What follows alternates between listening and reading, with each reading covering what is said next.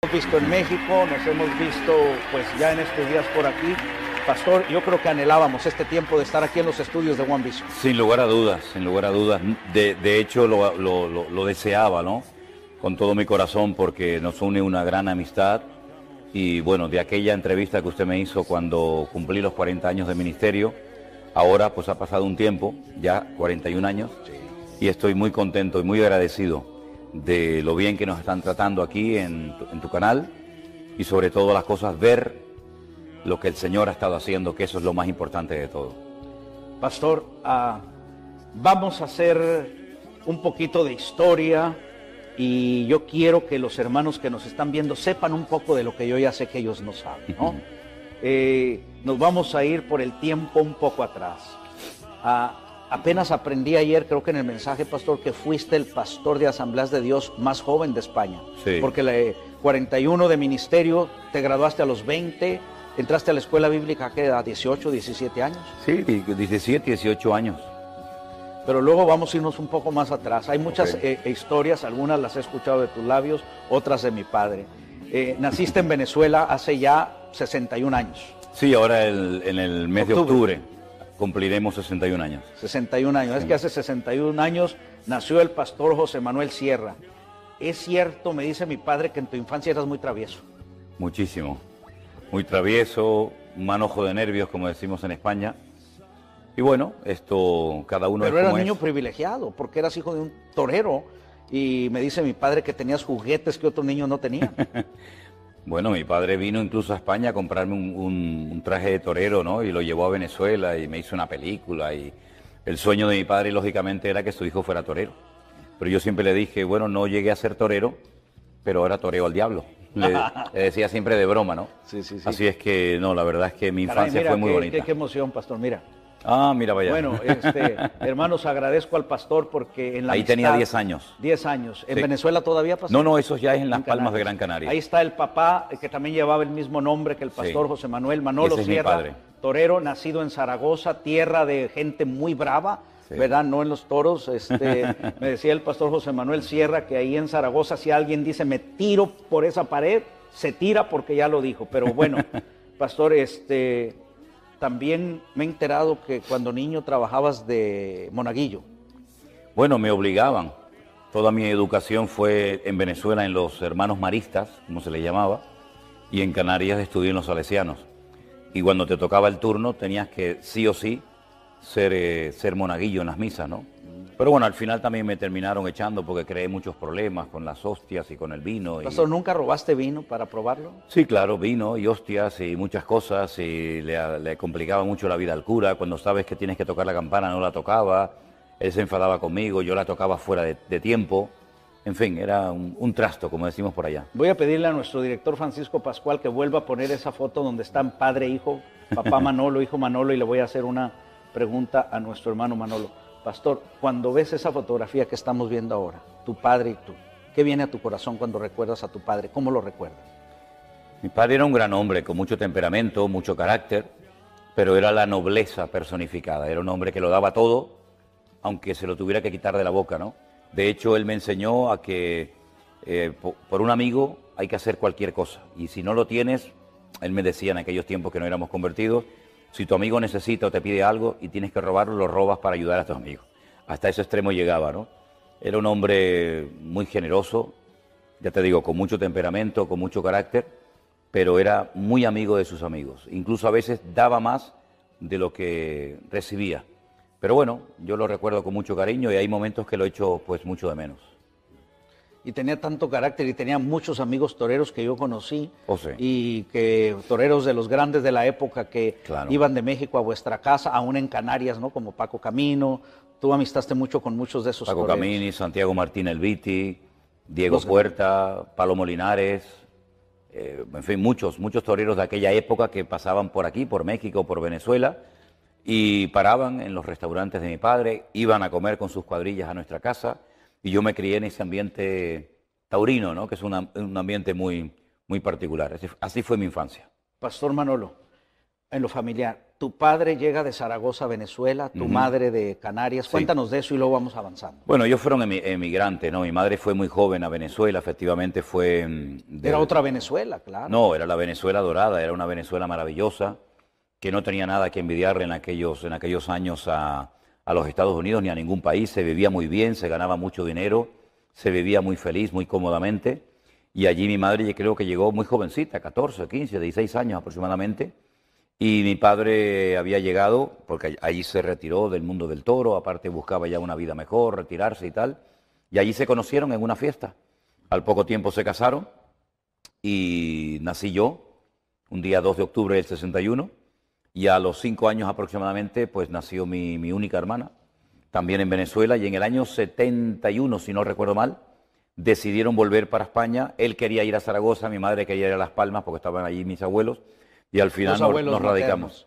Mis abuelos maternos y mis bisabuelos, que también los conocí, con los cuales mantuve largas conversaciones porque estaban perfectamente, a pesar ya de que eran... ¿Quién es quien duró 106 años, pastor? Mi abuelo. El abuelo padre de mi madre murió con 106 años. 6 años. Sí, sí, Que es ambición tuya predicar hasta esa edad, ¿no? A mí me encantaría. Yo daría lo que fuera por poder predicar por lo menos hasta los 100 años. Me encantaría. Ahí vamos. Pastor, ellos emigran ya como pareja buscando la vida a Canarias. Se hicieron pareja en Venezuela. En Venezuela, sí. Allí se conocieron. Y tú 10 años y tu hermanita más joven vienen... 5 años menos. 5 años menos. Llegan acá y luego vamos a avanzar un poquito en el tiempo. ¿Cómo es que tu padre conoce de Jesucristo, pastor? Un torero con un carácter. Porque yo no creo que haya un torero que no tenga carácter. No, no, es que tienes que tener un Hermano, carácter para pararse especial, a un ¿no? toro hay Sí. que tener carácter.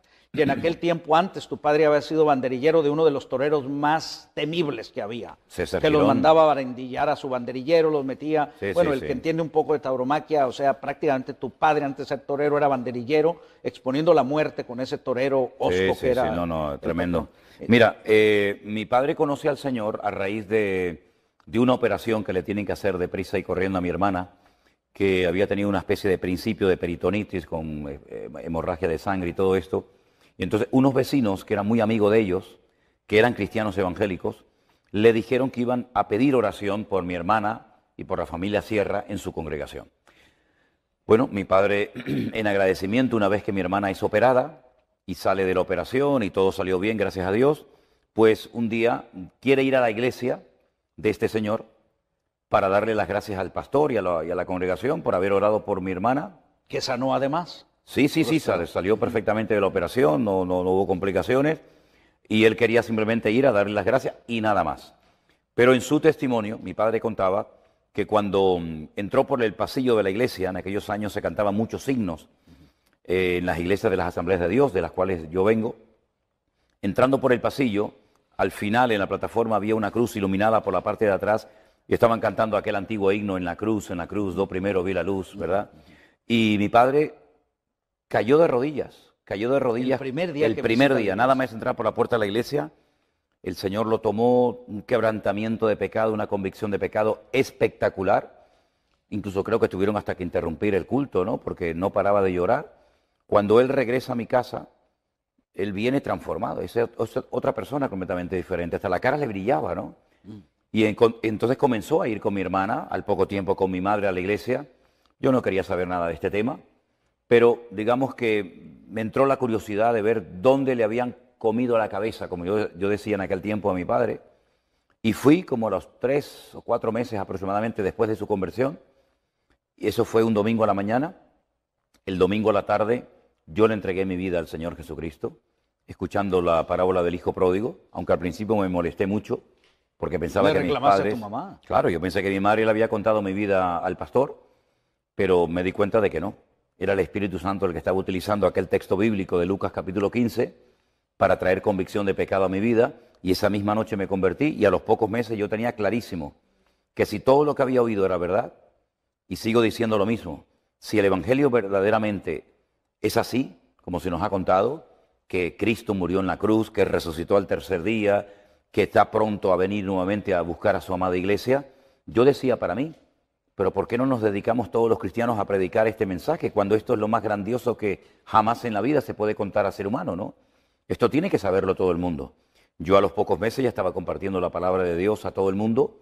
A los pocos tiempos, como al año aproximadamente, fui a la escuela bíblica, al seminario, me gradué un 31 de mayo de 1981 hasta el día de hoy, que el Señor me ha dado el privilegio de servirle siempre a tiempo completo en su obra y con más ganas que nunca, porque lo que estamos viendo y lo que ha sucedido ha sido tan grande que no solamente por gratitud, sino por una carga tremenda que el Señor ha puesto en nuestros corazones, queremos llevar a centenares y a miles y a millones de almas a los pies de Cristo.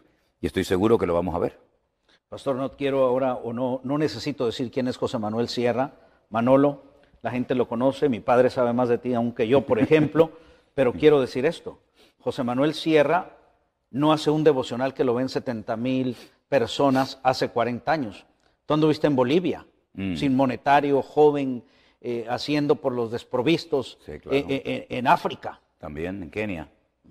Allí estuvimos trabajando con niños que no tenían hogar, con niños que, en fin, eran huérfanos, y allí construimos una casa, y allí trabajamos durante años, ¿verdad?, ayudando a unos obreros que allí estaban en aquel momento atendiendo a aquellos niños, y viendo que aquella obra había crecido y que iba a crecer mucho más, y viendo que nosotros no podíamos atender aquello, le donamos, le regalamos absolutamente toda la propiedad, las casas, el terreno, todo se lo regalamos, se lo donamos a una institución, a un ministerio español que se llama Remar, y se lo donamos todo a ellos para que ellos continuaran adelante con esa obra. Ya si la han atendido o no, ya hasta ahí llegó mi responsabilidad, ¿no? Pero sí trabajamos en África, trabajamos en Bolivia, atendiendo cada día a cientos de niños, todos los días dándoles de comer, y fue un tiempo maravilloso que el Señor nos permitió conocer esos dos países y ayudar a gente que para muchos cristianos de aquel lugar ni siquiera contaban, ni siquiera existían. Pero llevamos a algunos pastores a esos lugares y se quedaron sorprendidos de ver la miseria y la pobreza tan grande que había muy cerca de sus congregaciones, pero ellos estaban ocupados en otras cosas más importantes para ellos, y sin embargo nosotros íbamos a darles de comer a los niños de Bolivia y de Kenia. Pastor, llegas un día a Argentina, nos vamos a ir cambiando de geografía. Llegas a Argentina y bueno, a dar una campaña, no sé si de 2 o 3 días, y cuando regresa le dice a tu esposa, que luego vamos a hablar un poco de cómo conociste a la esposa, llegas y le dices, Elena, llené la agenda, ¿qué? ¿1 mes o 3 meses? 3 meses, ¿no? Cuando ibas por 3 días. Fuimos jóvenes, Argentina, ¿no? Sí, claro, era en el año 90, 1990. Hay que sacar simplemente matemáticas, ¿no? Claro. Conocimos mi sueño siempre fue ir a Latinoamérica. Ese era el sueño de mi vida. Poder ir a Latinoamérica, soñaba, oraba, clamaba al Señor que algún día me permitiera ir a Latinoamérica, me da igual si era Perú, Bolivia, Chile, Argentina. Y estando pastoreando una iglesia en Galicia que abrimos de cero, en una ciudad llamada Santa Eugenia de Ribeira, en la provincia de La Coruña, pues conocí a un misionero argentino y él me habló de la posibilidad de ir a Argentina a ver en aquellos años un avivamiento, un despertamiento muy grande que había de un mover evangelístico, ¿no? Yo quería ver aquello, yo quería aprender y fuimos por fe, completamente por fe, dependiendo totalmente del Señor. Solamente en aquel momento teníamos a nuestra hija Priscila, que era una niña pequeñita de 3, 4 años, y a los pocos días de llegar me dijeron que se celebraba todos los martes en la ciudad de Rosario, en provincia de Santa Fe, Argentina, una reunión para pastores. Me invitaron a asistir, yo fui como un oyente más. Yo en aquel momento me consideraba una hormiga, ¿no? En medio de aquellos grandes pastores y evangelistas. Y en medio de la reunión, el presidente de las Asambleas de Dios, de la Unión de las Asambleas de Dios en Argentina, me dijo que a él le tocaba compartir a los pastores en aquella reunión, pero que como tenían a un pastor gallego, me llamaba, ¿no? Un pastor de España, pues si quería compartir la palabra a los pastores. Esa fue mi primera carta de presentación en Argentina. Les compartí a los pastores ese día y cuando salí de esa reunión tenía efectivamente la agenda llena para 3 meses de invitaciones. Campañas constantemente, campamentos, retiros, convenciones, cultos especiales, y nos quedamos en aquellos años pues más de 1 año y medio aproximadamente. Recorrimos el país de punta a punta. Fue un tiempo maravilloso, nunca nos faltó de nada, vivimos por fe, ¿verdad? Y vimos la provisión del Señor cada día. Fuimos con tickets de avión de ida, pero no de vuelta, porque no teníamos dinero para comprar billetes de vuelta, pero un pastor al cual yo aprecio mucho, el pastor Norberto Carlini, de la Iglesia Santuario de Fe del Rosario. El último día dijo, este hombre, esta familia ha estado entre nosotros, nunca le han dicho que no a ninguna invitación que han recibido. Igual le ha dado ir a una iglesia pequeña, a una casa particular, a una villa miseria o a un sitio grande. Pusieron unas cajas enormes en la plataforma, recogieron una ofrenda magnífica y con eso compramos los tickets de vuelta y pudimos regresar a España. Y siempre recordaremos la generosidad de ese gran varón de Dios, ¿no? Así es que fue una etapa maravillosa. Yo después volví 3 veces más a Argentina a hacer campañas, reuniones especiales, pero fue una etapa de nuestra vida inolvidable y nos trataron muy, muy bien y la verdad es que recordamos con mucho cariño. ¿En cuál de esos 3 viajes, pastor, traías las primeras lecciones de hebreo que compraste en Argentina? Bueno, eso es muy interesante, no sabía que sabías ese detalle. Yo entré un día a una librería evangélica en la calle San Martín, si no recuerdo mal, la iglesia bautista tenía una librería tremenda y vi curso en hebreo. Entonces dije, voy a hacer este curso. Me resultó complicadísimo aprenderme las 22 letras del Aleph-Bet o del alfabeto, pero sí, fue en el año 90 cuando comencé a interesarme por el idioma hebreo. ¿Era en el primer viaje a Argentina? En el primer viaje. O sea, en esas maletas con la ofrenda que se compró el billete, venían un libro azul de toda la explicación del hebreo y luego un librito más pequeño que era el cuaderno de trabajo. Regresando para estar acá, pastor, en España, ¿a qué edad se hace el servicio militar y es obligatorio para todos? Sí, en aquellos años era obligatorio. Varones. Sí, solamente para los varones era obligatorio, ya hoy en día. ¿A los 18 ya... años?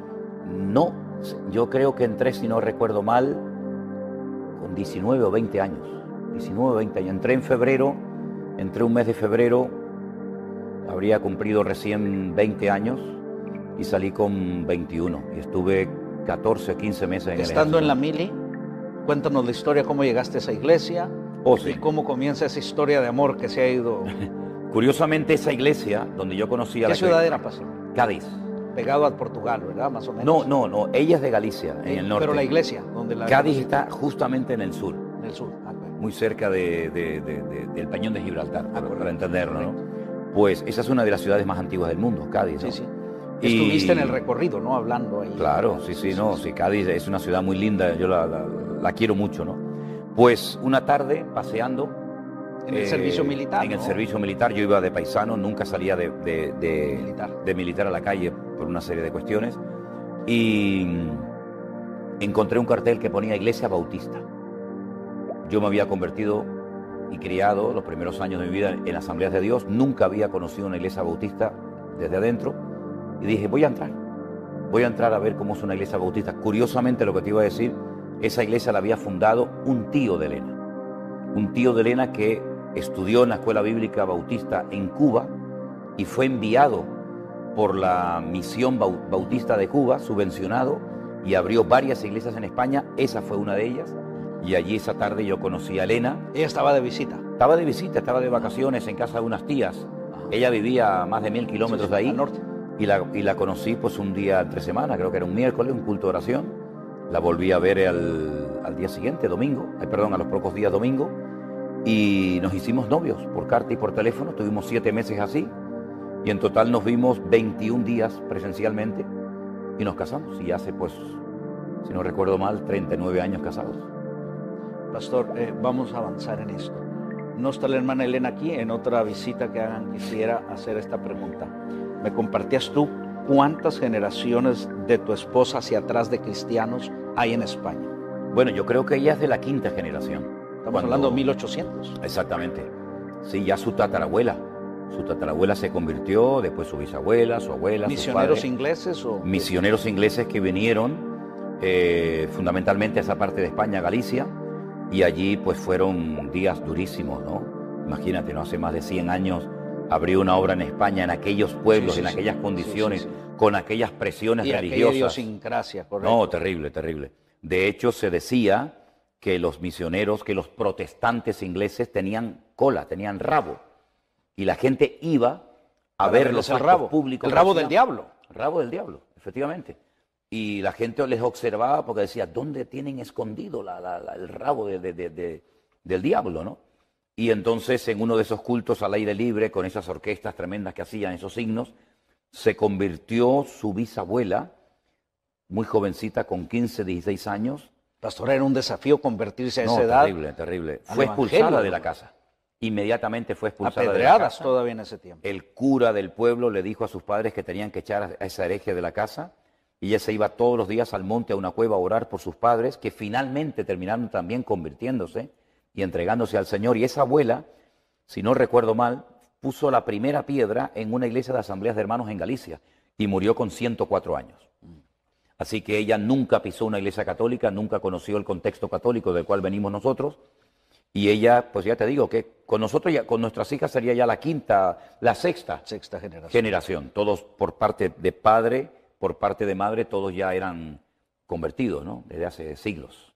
Pastor, el tío de tu esposa viene, se prepara en Cuba para el ministerio y luego regresa a fundar iglesias. Sí, aún vive. Lo hemos visitado en Atlanta en este viaje. Es el tío que queda único de hermana El Elena. único tío Está con en vida que Atlanta. queda, que tiene 91 años, ya está jubilado. Prediqué en una de las iglesias que él pastoreó en Orlando, en Florida, y tuvimos la oportunidad de estar con él ahora hace unas semanas atrás cuando andábamos por Atlanta. Vamos a hablar de varias cosas, hablando de fundar iglesias.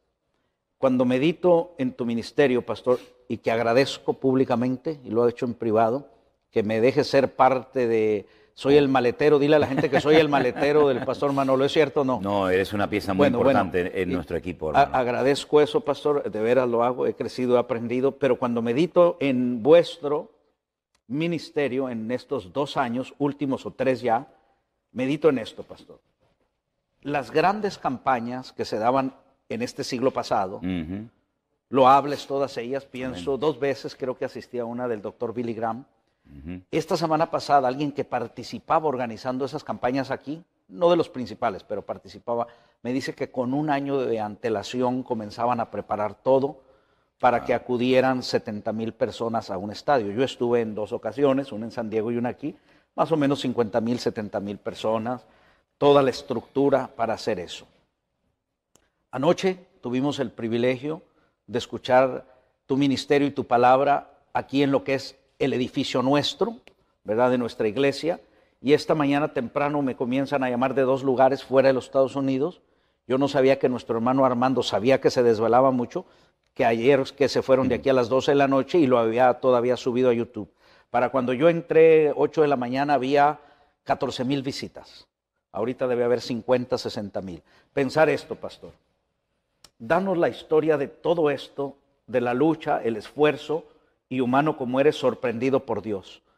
Todos los días hay un estadio lleno, yo así lo imagino, Cuando veo los devocionales, los escucho, veo 70,000 gentes, veo los estadios de béisbol saturados y digo, wow, 70,000 personas es todo un estadio que diariamente te están viendo. Muchas de las cosas que vemos las haces desde tu pequeña oficina y has sido muy honesto. Dice, ¿no saben que a veces traigo chancletas cuando hago los devocionales? Sí, sí. Es cierto.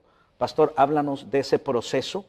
Ya hablamos de Bolivia, cuando eres un perfecto desconocido, pero conocido para Dios, porque para Dios siempre has sido conocido, claro, igual que hasta ahora, desde el día que te entregaste a Cristo.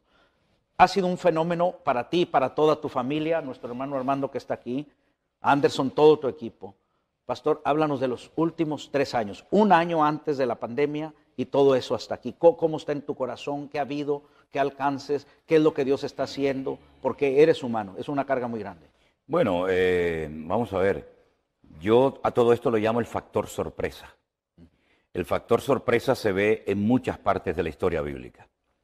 Por poner un ejemplo, ¿no?, que todos conocemos, la Biblia nos enseña que de repente, llega el día de Pentecostés, hay un pequeño grupo de unas 120 personas aproximadamente orando, esperando algo que el Señor les dijo que iba a suceder, no sabían cuándo ni cómo. En el aposento alto dice que de repente vino un viento recio, el cual soplaba y llenó toda la casa, y se aparecieron lenguas repartidas como de fuego, las cuales se posaron sobre cada uno de los que estaban allí, y de repente comenzaron a hablar en otras lenguas según el Espíritu les daba que hablase. Bien, eso fue de repente. Hay tantas cosas de repente que han sucedido en la Biblia que minutos atrás... Pero nunca pensaste que una te sucedería a ti, pastor, no, jamás, como esas. No, jamás. Nosotros llevábamos una vida muy normal, muy tranquila, ¿no?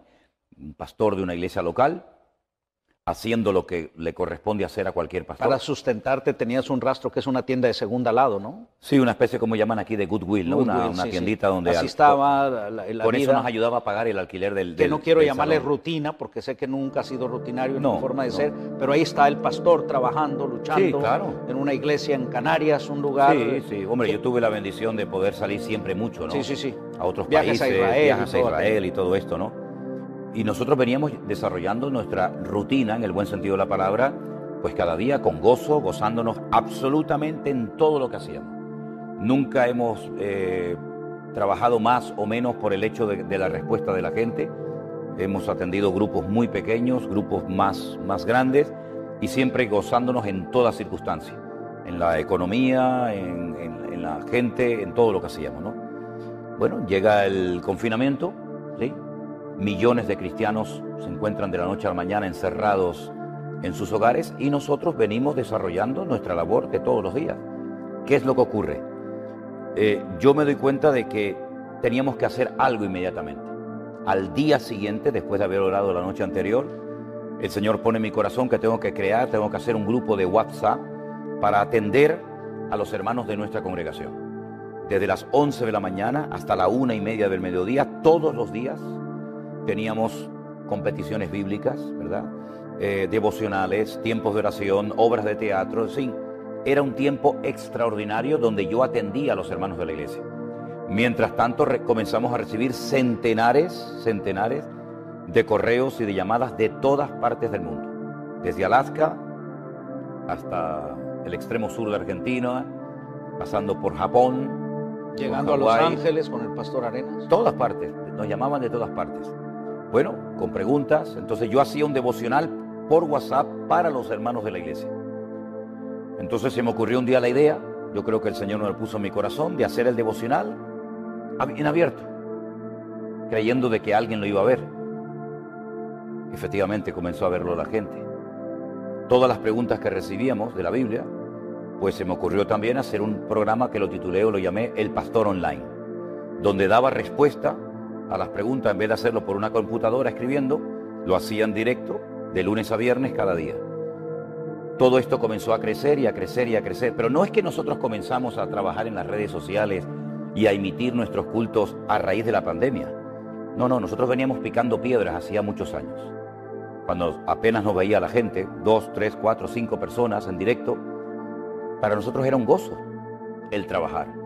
Entonces yo creo que el Señor, como dice su palabra, ¿no?, honra a los que le honran. Nosotros todo esto se lo atribuimos al Señor, no hay ninguna gloria personal. Yo no estoy haciendo nada especial, yo llevo 40 años haciendo lo mismo, predicando la palabra, haciendo campañas evangelísticas, predicando en radios, a veces en alguna emisora que me invitaban de televisión, como esta. Si no hay ningún mérito personal, si no es que nosotros hemos descubierto un método, porque yo me doy cuenta que muchas veces como que hay pastores que buscan dónde el Espíritu Santo, dónde el Señor se está moviendo. Algunos se fueron a Corea en su época, otros se fueron a Argentina, otros se fueron a Colombia, otros se fueron a Toronto, a Canadá. Yo nunca me fui a ninguna parte. Yo nunca fui detrás de métodos. Mi método es lo que yo creo que deberían hacer todos los cristianos, con todo mi respeto. Si usted tiene una necesidad económica, usted tiene un problema personal, de la índole que sea, entre en su habitación. Yo particularmente siempre digo, me pongo de rodillas, cierro la puerta, apago el teléfono, que no me moleste nadie, oro al Señor. No le repito, mi costumbre, mi forma de trabajar con el Señor, de obrar en el Señor, no es repetirle 40 veces lo mismo, porque yo no creo que mis hijas me tengan que repetir 40 veces lo mismo para prestarles atención. Con una vez que me lo digan es suficiente. Me lo pueden recordar en alguna ocasión, pero no hace falta repetir y repetir y repetir. Yo le digo al Señor, Señor, necesitamos esto, y el Señor responde, y el Señor obra, así de fácil. Entonces nos hemos dado cuenta de que el Señor nos ha puesto en contacto con centenares, con miles de personas que no conocíamos, ni siquiera sabíamos que nos estaban viendo, porque te confieso sinceramente, hermano José, en más de una ocasión cuando le predicaba a las sillas vacías de nuestra congregación, con un telefonito, con unas pequeñas cámaras delante, estuve tentado a callarme. Y tu esposa atrás era lo único. mi esposa y mi hija Miriam. Sin ver a Priscila y a tu yerno. No, un mes. porque no podíamos salir, estábamos confinados, nos ponían multas si salíamos a la calle, ¿verdad? Teniendo a mi hija 20, 30 kilómetros de mi casa, no podíamos salir. Ahí estás tú, la hermana Elena, Nada más. Miriam y las sillas blancas. Y vivíamos dentro de la iglesia. Para la gloria del Señor, hoy le damos gracias al Señor porque tiempo atrás el Señor, por algunos asuntos, permitió que viviéramos en la iglesia, condicionamos la iglesia lo mejor que pudimos y allí estuvimos 4 años y medio viviendo. Y allí nos cogió el confinamiento. Fue una maravilla, fue una bendición de Dios. Y entonces nosotros predicábamos y hubo momentos, como te decía, que tuve la tentación de decir, voy a callarme, si esto no lo está viendo nadie, ¿a quién estoy predicando? Me di cuenta de que me equivoqué. Había muchos miles de personas y muchos hermanos cuando los conocemos hoy en día, aquí en Estados Unidos, en México, en otros lugares, nos dicen, estábamos nosotros, hermanos. Nosotros estábamos siendo alimentados en aquel tiempo donde había un temor, una inseguridad. ¿Qué es lo que está pasando? ¿Será la gran tribulación? ¿Aparecerá de un momento a otro el anticristo, etcétera? Nos encontraron por un mensaje que se tituló en aquel momento El Nuevo Orden Mundial, predicado hace ya pues 6, 7 años atrás, que tiene más de 7 millones de visitas, ¿no? Y entonces me di cuenta de que la gente nos estaba viendo, pero yo no veía la cara de nadie. Yo siempre... Además hubo una hermana que te mandó en ese día que llorabas delante del Señor. Sí, un mensaje. Me dijo literalmente, si en algún momento le pasa por su mente el pensamiento de que nadie les está viendo, ese día es cuando más gente les está escuchando. Fue un revulsivo y a esa hermana tuve el privilegio de conocerla personalmente Sí, en la iglesia bautista Betel de Hialeah, donde se me acercó y me dijo, yo fui el que le mandé ese mensaje, hermano. Porque hasta antes no sabías. No lo sabía, no tenía ni idea. Yo estoy conociendo a la gente ahora. A mí me veían. Yo estoy viendo a la gente ahora, familias, niños, jóvenes, hermanos, gente que viene de un trasfondo católico muy conservador o muy liberal. Y el Señor nos está sorprendiendo cada día. En cada reunión hay sorpresas. Ayer, como usted sabe perfectamente, pastor, tuvimos una hermana que vino de Australia. 12 horas, mayor de 75 años. Un poco delicada de salud, de Sydney, vino específicamente para estar en el culto de ayer. Cierto. Viene gente conduciendo 18, 20 horas de diferentes estados de los Estados Unidos, gente de México, de El Salvador, de Honduras, de Guatemala. Si esto no es el principio de un avivamiento y de una renovación espiritual, entonces, ¿qué es esto? Esto no lo ha producido una denominación. Nosotros no levantamos en alto la bandera de ninguna denominación, de ninguna persona en particular. Esta es la obra genuina del Espíritu Santo del Señor.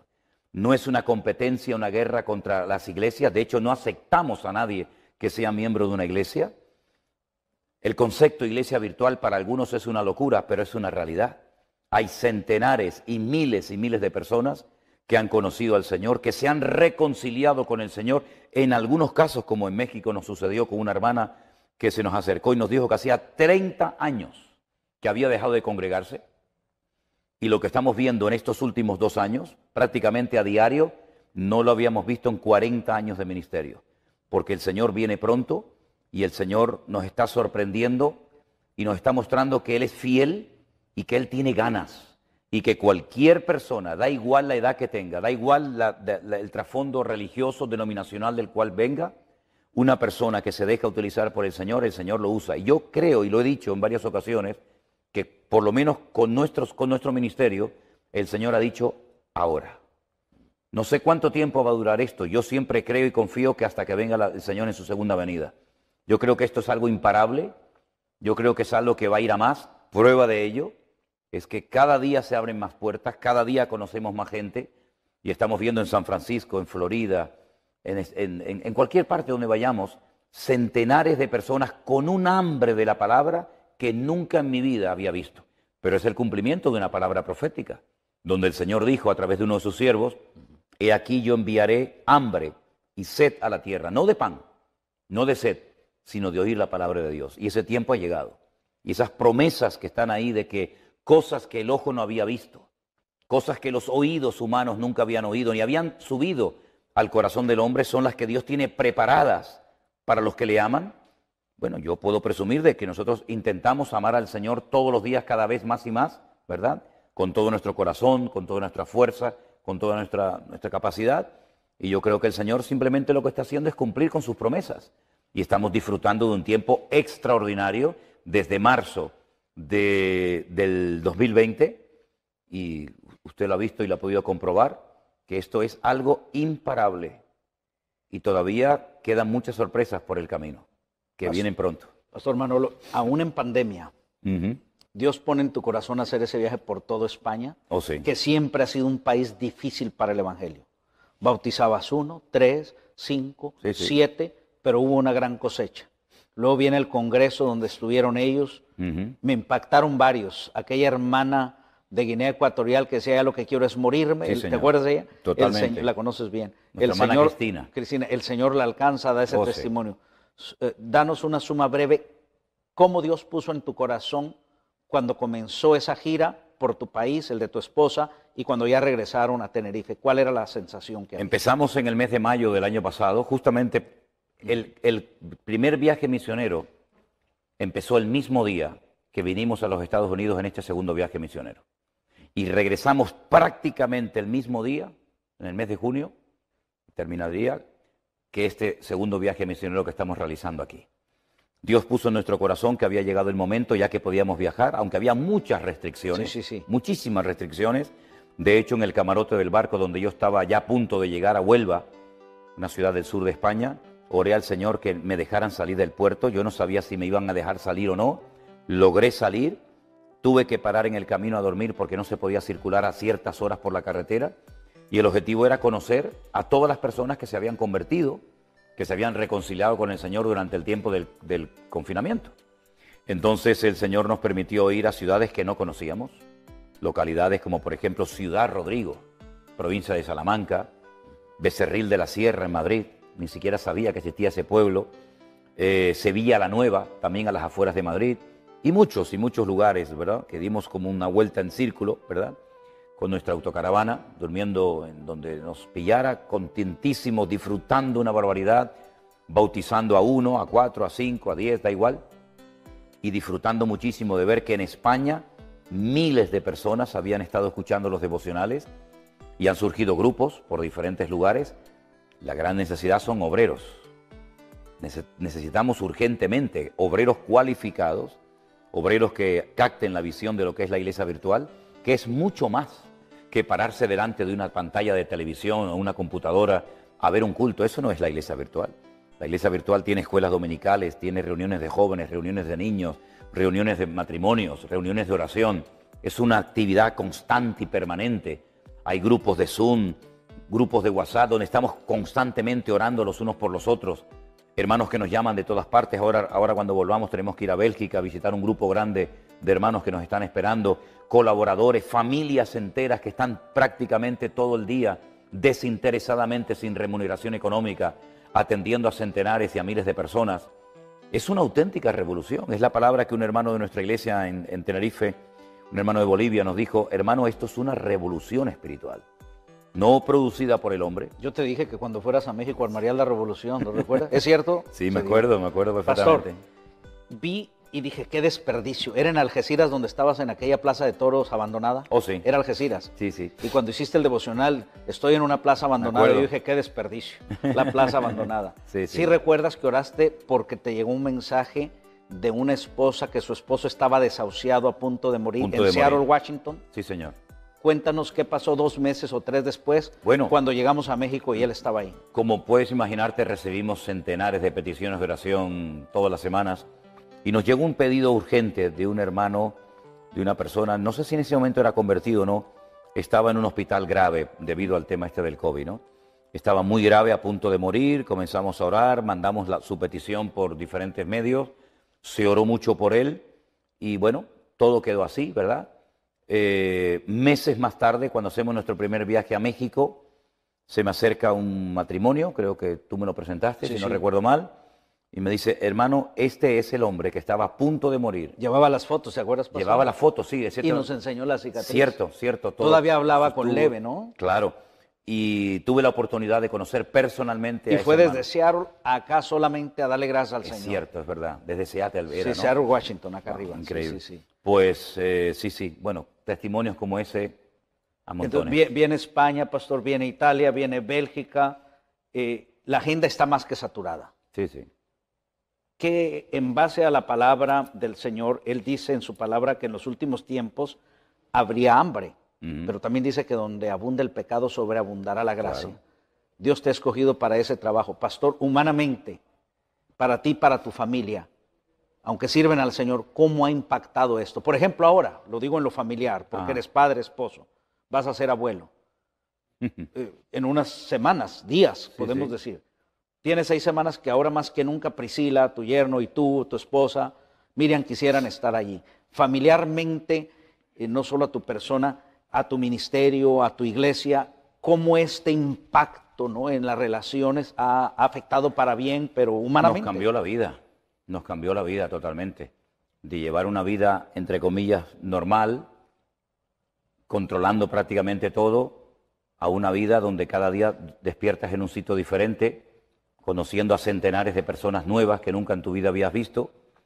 Pues salimos, si no recuerdo mal, el día 6, 7 o 9 de mayo, y no regresaremos hasta mediados, casi finales del mes de junio, y constantemente yendo de un lugar para otro. Nos cambió la vida, pero contentísimos, muy contentos, sabiendo que el Señor nos tiene para esta hora, muy orgullosos de lo que el Señor nos está permitiendo hacer para Él, pero al mismo tiempo sorprendidos y dependiendo totalmente del Señor, porque esto no es por ningún mérito personal. Yo no tengo ningún método, jamás voy a escribir un método diciendo he descubierto la varita mágica del ministerio y si usted hace punto A, punto B, punto C, usted va a tener un éxito tremendo en el ministerio. Yo no tengo la clave de nada.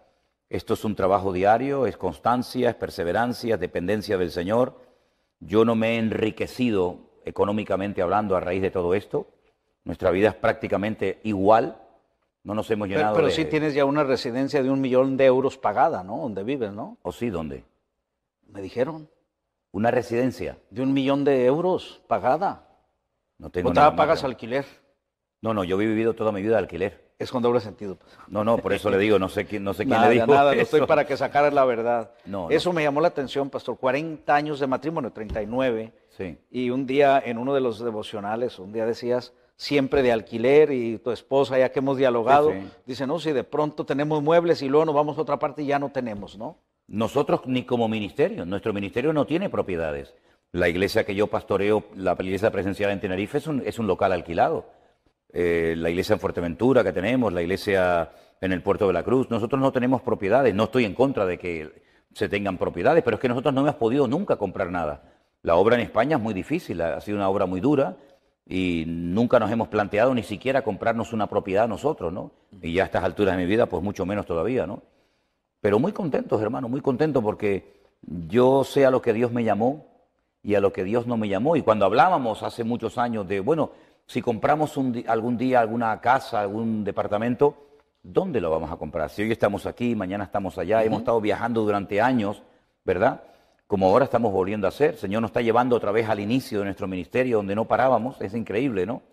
Por lo tanto, muy contentos. Vivimos en un departamento en la ciudad de Santa Cruz de Tenerife, de alquiler, y muy contentos, y gloria a Dios. Pastor, esa pregunta tiene sentido para fundamentar esto y avanzar en el tiempo. Una última pregunta es esta. Sin duda, en mi experiencia y en el área en la que yo vivo, una de las cosas que más ha afectado a la iglesia es el abuso que se ha tenido desde los púlpitos o quienes gobiernan la feligresía con relación a las finanzas. Hablo en el contexto mío, en otros lugares será la doctrina torcida, será cierta influencia, pero en este entorno en el cual yo vivo, por 35 años he visto mucha gente manipulada en un tiempo, pero gente que yo amo mucho, después los veo heridos cuando viene la palabra del Señor. ¿Cómo es que esto ha afectado al pueblo de Dios? Ahora, si cabe la pregunta, ¿por qué se hace desde los púlpitos? Se ha hecho desde los principios de la Biblia, ¿no?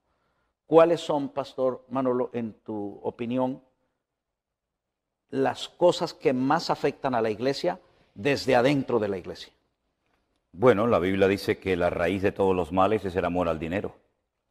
Cuando en vez de usar el dinero, nos dejamos usar por y cuando en vez de utilizarlo para la obra del Señor, lo utilizamos para propio beneficio personal, convertimos el púlpito en una fuente de ganancia. Y entonces, en vez de trabajar y ministrar para servir a la gente, terminamos queriendo o sin querer, consciente o inconscientemente, utilizando a la gente para nuestro propio beneficio personal. Ha sido una auténtica vergüenza lo que ha sucedido de unos años a esta parte en ciertos, no en todos, en ciertos sectores del campo del espectro evangélico, ¿no? Donde todo gira en torno al dinero. Pastores que están obsesionados con el tema del dinero. ¿Hay que hablar de dinero? Por supuesto que sí. ¿Menciono la palabra, incluso la palabra dinero? Por supuesto que sí. ¿Habla la Biblia de diezmos, de ofrendas, de tener un corazón generoso? Por supuesto que sí. Pero se ha hecho un sobreénfasis. Y hay iglesias donde únicamente se habla de dinero. Yo conocí a un pastor que vivía o vive por aquí, por California, que cuando iba a España tenía un monotema. No sabía hablar de otra cosa más que de pedir, pedir, pedir y pedir, ¿no? La avaricia no tiene límite, ¿verdad?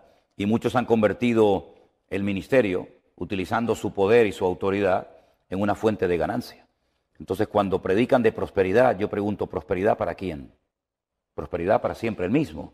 Porque yo he visto, por ejemplo, en Costa Rica, he visto en Argentina, he visto en muchísimos lugares a predicadores que viven a unos niveles estratosféricos en comparación con su membresía, que yo no sé cómo no se les cae la cara de vergüenza, ¿no? Yo pienso que hay pastores que se han desviado totalmente de lo que tendríamos que haber predicado, ¿no? Yo no estoy diciendo que un pastor tiene que ser un miserable, un pobre, que no tiene el pobrecito ni para comer ni para vestir. Yo no estoy diciendo eso, pero tampoco creo que un pastor tiene que centrar todas sus predicaciones, todos sus estudios bíblicos y sus esfuerzos en hablar única y exclusivamente de dinero. Esto también ha sucedido por la falta de conocimiento bíblico, porque el pueblo, al no tener un alto, un mínimo, según como se mire, conocimiento de la Biblia, se han dejado seducir, se han dejado manipular por personas que, sacando textos del contexto, han formado pretextos y han caído en auténticas manipulaciones e incluso, sinceramente, enseñando cosas totalmente antibíblicas, como si no das, estás maldecido, como si no das el diezmo, el Señor te va a castigar, etcétera, etcétera, asustando al pueblo de Dios que es sagrado. Las ovejas son sagradas y nadie tiene el derecho, llámese reverendo, obispo, presbítero, superintendente o como sea, de asustar a las ovejas por las cuales Cristo murió en la cruz del Calvario, ¿no? Por lo tanto, yo creo que es una auténtica vergüenza lo que ha sucedido y esto ha causado mal testimonio al mundo. Te voy a contar una pequeña anécdota, si me permites. Hace unos años yo fui en las Islas Canarias a una tienda de cosas de segunda mano. Quería comprar un puntero láser, ¿verdad? De estos que señalas en la pantalla. Y cuando entré vi que el dependiente, el muchacho que me atendía, por el acento, era colombiano. Y yo le dije, ¿eres colombiano, verdad? Y me dijo, sí, ¿cómo lo sabes? Le dije, bueno, yo tengo muchos conocidos y me llama mucha gente de Colombia. ¿Y por qué? Digo, porque soy pastor evangélico y conozco muchos hermanos de Colombia. Y me dijo así, sin conocerme de nada, ah, pastor evangélico, ustedes son los que le roban la plata a la gente, ¿verdad? Ese era el concepto que ese muchacho tenía de los pastores. No digo que todos sean iguales, gracias a Dios. Todavía hay un remanente de pastores que no se han prostituido, pastores que no han caído en el error y en la grave equivocación de dedicarse a pedir dinero única y exclusivamente, pero también tenemos que decir, para vergüenza nuestra, que hay iglesias que solamente se utilizan y se predica desde el púlpito dinero, dinero, dinero. Cuando llegó la época de las preguntas en el famoso Pastor Online, que tú conoces, pues muchas de las preguntas vienen por oleadas, ¿no? Algunas preguntas venían sobre el tema de las primicias. El tema de las primicias no tiene absolutamente nada que ver con el Evangelio. Eso es algo que es una de las leyes de los 613 mandamientos que el Señor le dio al pueblo de Israel a través de Moisés, de la ley, de la Torá. Una de ellas era para los agricultores, ganaderos. Hablaban de los primeros frutos, de las primicias. Y yo, ¿qué le decía a la gente? Lo mismo que le digo ahora a los que me están viendo. Una excusa más para seguir pidiéndole plata a la gente. Las primicias no tienen nada que ver con el Evangelio de nuestro Señor Jesucristo, ¿verdad? Y lo que yo creo que ha llegado el momento es que la gente se dé cuenta de que no se puede decir amén a todo lo que un señor predica desde el púlpito. Una cosa es el respeto, una cosa es el cariño, Una cosa es la educación y otra cosa es ser copartícipe de manipulaciones, sacando las cosas de su contexto, diciendo amén a una enseñanza.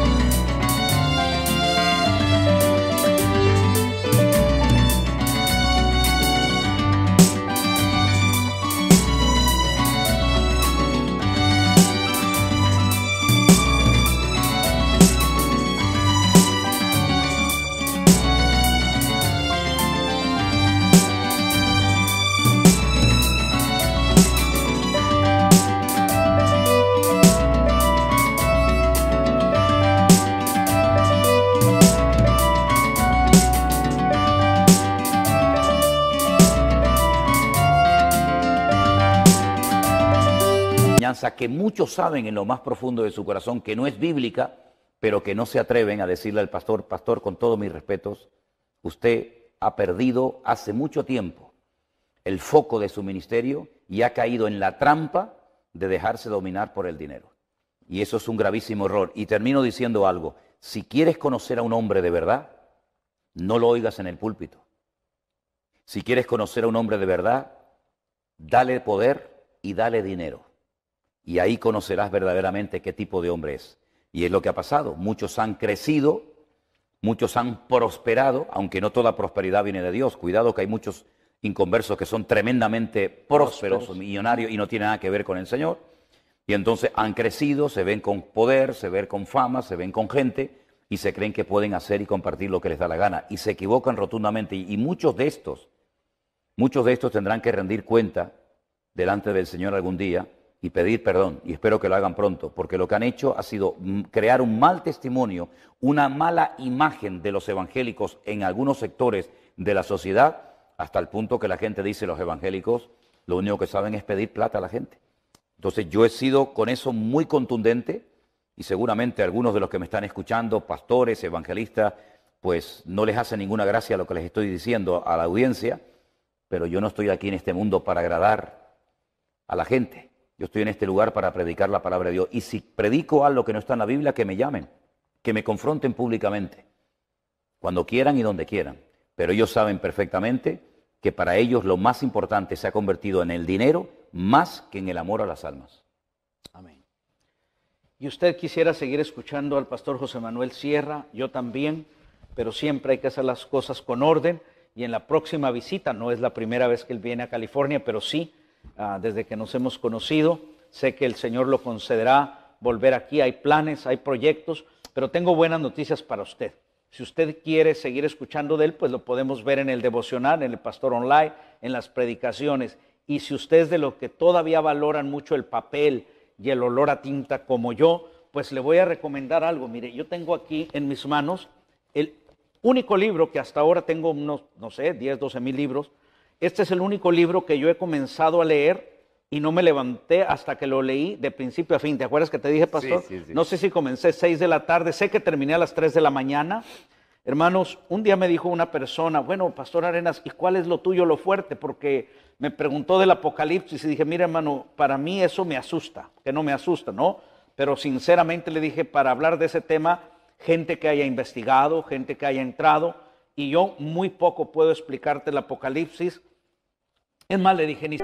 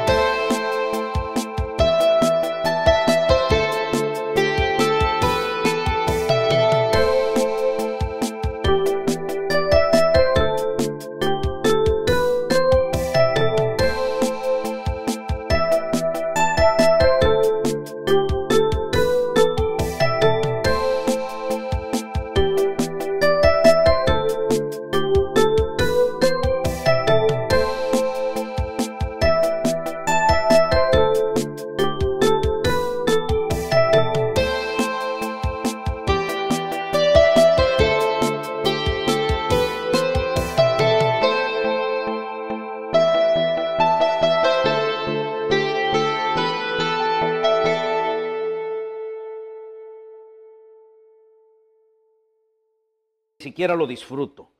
Pero cuando yo leí este libro, lo puedo decir de verdad, hermanos, lo disfruté. Comprendí muchas cosas y yo se lo recomiendo a usted. Es Escatología Bíblica por el pastor José Manuel Sierra. Y también me sucedió que cuando leí este libro, Pastor Manolo, te dije que había un pastor que dijo que te seguía todos los días, pero que ya no te iba a seguir. ¿Sabes por qué? Porque dijo, a nosotros nos han enseñado que la iglesia no va a pasar por la gran tribulación. Sí, claro. Y dijo, y el pastor Manolo es medio tribulacionista. Y le digo, mira, pues ¿cuál problema es, hombre? Nosotros nos vamos, ya y a media tribulación allá lo esperamos a él, ¿no? Pero bueno, hermano, yo disfruté este libro, lo tengo todo subrayado, lo recomiendo.